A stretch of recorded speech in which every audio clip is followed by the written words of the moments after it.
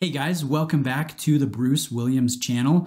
I'd like to do a Q&A type video, and I'm going to be answering questions posted by members of my Discord server. So let's just get down to it. The first question is, who do you think is a better modern day watchmaker, Grand Seiko or JLC? And this question comes from Kanomill. And I've got to say, Kanomill, you're putting me in a tough spot right here, because Grand Seiko fans are so passionate and JLC fans are so passionate. And equally, the brands I think are awesome. And so I'm going to offend half of you here watching this video. But the question is not who's a better modern day watchmaker, is what do you mean by better? What do you consider better? I think if you're talking about history, JLC has better brand history. If you're talking about the easier to pronounce name, obviously that's Grand Seiko versus JLC. I can't even say it right. I know I'm butchering that. If you're talking about more selection in terms of movement, in terms of price, in terms of size, and color, material, I think Grand Seiko offers a better selection over JLC. When you're talking about exclusivity and number of units produced every year, well, I think the nod goes to JLC. If you're talking about who's doing better as a brand right now, as of 2021, the trajectory of the company, I think that is Grand Seiko, and I don't think it's close. Now, if you're going to ask me personally, which one do I like better at the moment, I'm going to have to say the watchmaker's watchmaker. But that's just my opinion. You could definitely disagree with me, and we would be 100% still friends. Next question, what are some pitfalls for new watch enthusiasts to avoid? And this question comes from YZ80. And I would say, YZ80, don't listen or don't put too much value into other folks' opinion on what you should do with your own money, your own collection, your own wrist time. You know, ultimately, I really enjoy doing my own homework, doing my own research. That's half the fun of it. And yes, I like watching other YouTube videos and reading books and going to forums and going to authorized dealers. I like doing my research. But at the end of the day, this is my money, this is my wrist, this is my collection, and who cares what some stranger that doesn't know me thinks that I should do with my own money and my own wrist. You know, I think we can sometimes get swayed like, well, you know what, everybody loves the Speedmaster, so obviously I need to buy the Speedmaster and I can only post it on Tuesdays on social media. Well, what if you don't like the Speedmaster? What if you're all about the El Primero or a Breitling or whatever it is? Well, essentially, buy what you feel you should enjoy the most, or you would enjoy the most, and try to tune out the outside noise, the excess noise, because we like to think we're so smart and logical and awesome and experts as watch enthusiasts, but in reality, this hobby is entirely subjective. It isn't, oh my goodness, it's very, very subjective and very emotional, so try not to be too logical about it. Try not to be swayed or influenced by other people's opinions. At the end of the day, what you think is what counts. And that's what I would say to a new watch enthusiast. Great question there. I hope I answered it okay, and I'm not sounding too crazy here. Let's go to the next question. This one comes from Al Hacker in the UK. He says, I've often thought about the marketing of Omega and whether they could get on par with Rolex, and is that even possible? Well, this is a touchy subject because most watch enthusiasts, most of you watching this video right now, you're going to be going, Bruce, Omega's already better than Rolex. Rolex be playing games. You know, I'm so done with them.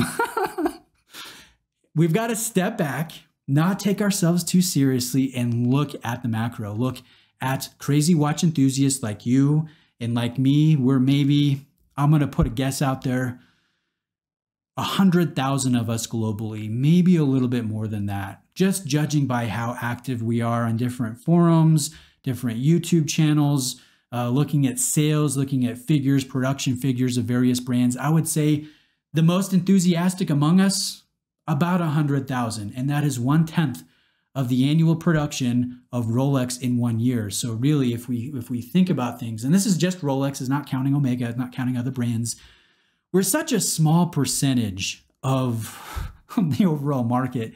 We are very, very small, and yet we think we are the cat's pajamas, we're the bee's knees, our opinion matters, right? We're the experts. In reality, we're just the small fish, the small little fish way over there these brands, Omega, Rolex, they don't cater to us. They don't really even care about us all that much. If we said, I'm going to take my money and go to Grand Seiko or Zenith, really, they're probably not going to care at all.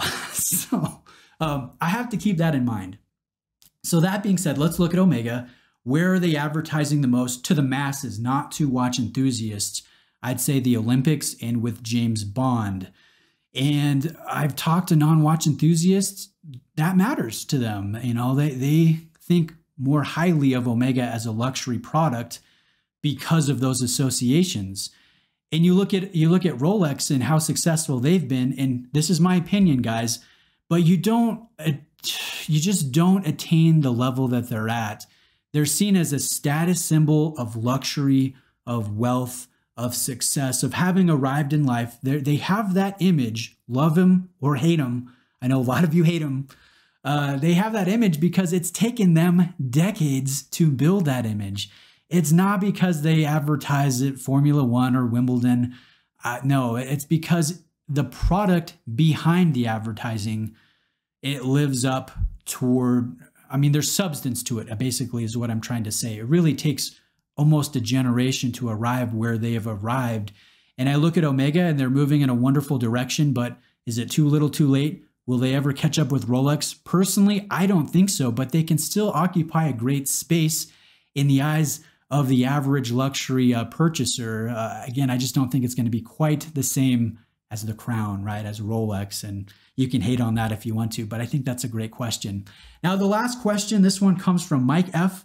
Do companies like ETA or Selitta have plans or incentive to upgrade the workhorse movements like the 2824 to a more modern set of standards like 70 hours of power reserve or anti-magnetic components, etc.? And this is a great question. And really, ETA has already done it, and they are exclusive with Swatch Group brands. So I'm talking about Hamilton, I'm talking about Tissot, I'm talking about Rado and Mido. And these are the modified ETA movements that carry free-sprung balances, 80 hours of power reserve. Some of them have silicone hairsprings, and they're very well dialed in. They're very accurate, they're reliable, and they're kind of referred to as Powermatic movements. They've been out for a few years now. And again, it's only exclusive with Swatch Group brands because ETA is owned by Swatch, and so that's already available. Selitta is much different from ETA, even though whatever it was, like 15 years ago, they produced some components for ETA. They were a supplier for them for a spell. I mean, it's been a while since they've done that. But really, Selitta is around to fill the void that ETA leaves behind because, again, ETA cares about Swatch Group brands. They don't care about, Doxa or whoever else, Steinhardt, that's sourcing these ETA movements. I doubt they're even buying them directly from ETA. Selitta exists to fill the void with other watch brands. And essentially, they're not innovative in and of themselves, They modify and they reproduce what patents have expired on current of older ETA offerings. And so I think it's going to take some time before Selitta starts offering free-sprung balances in a 2824 or I guess a SW200 for them with 80 hours of power reserve, silicone hairsprings. I think it could happen. It would be wise for them to look into doing that, but it's not necessarily who they are as a brand. And I'll leave you with one thing here. The watch industry moves slow. It moves very slow. Let me show some examples here. You guys remember when blue was in? Blue dials, they were in, and it lasted for maybe 6-8 months, and then blue dials weren't in anymore. But other brands were still trying to get on the blue dial train, and they were pumping into the market all these new blue dial releases, and they were like a year or two late. By the time they had come to market, blue was out. We were looking at green, now green is in, and now green feels overplayed because everybody's trying to do green when in reality green ended the previous season. So again, it takes a little while for things to permeate the industry, permeate the market. And I think with movements, it's going to be even slower. So what I'm trying to say is by the time ETA, or Selitta, for the base movement, the entry-level movement, for them to have specs of, 70 hours or anti-magnetic properties, things like that. By the time they're doing that, it's going to be old hat. The new standard's going to be much higher, and it won't be as exciting as those specs sound at the moment, if that makes sense. So hopefully that answered your question. Guys, thanks for watching today. If you're still here, 10 minutes in, I really appreciate you. And if you want to join my Discord, you're certainly welcome to do that. We have a very small, active community. I try to post or be active every day and interact with my fellow watch friends and family. We have a small buy and sell trade section. There's a watch news section. Really, it's a lot of fun. There's an off-topic section. So if you want to join the Discord, if you want to ask me a question and have it featured here in a video, you're certainly welcome to do that.